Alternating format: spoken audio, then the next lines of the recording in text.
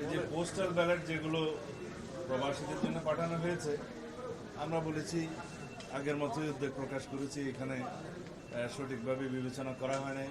যারা এই postal ballot প্রণয়নের কাজে ছিল এবং প্রেরণার কাজে ছিল বা এগুলোর বিষয়ে যারা দায়িত্বপ্রাপ্ত ছিল, তাদেরকে ব্যাখ্যা দিতে হবে, ইলেকশন কমিশনকে ব্যাখ্যা দিতে হবে।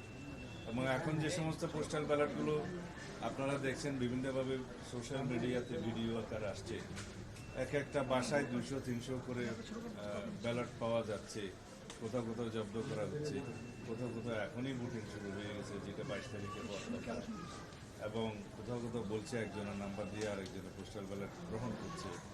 এইভাবে অনেক কিছু অনিয়ম হয়েছে।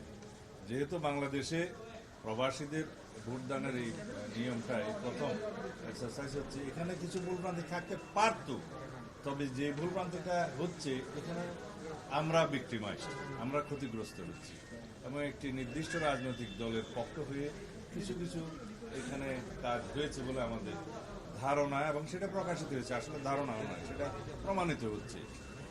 এখন আমরা বলেছি এই বিষয়ে আপনাদেরকে পরিষ্কার ব্যাখ্যা দিতে হবে।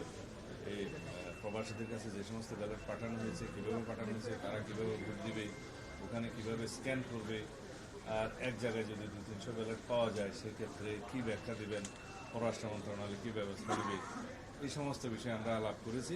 তারা তাদের ব্যাখ্যাটা দিবে না, তাদের ভাষা মনে হয়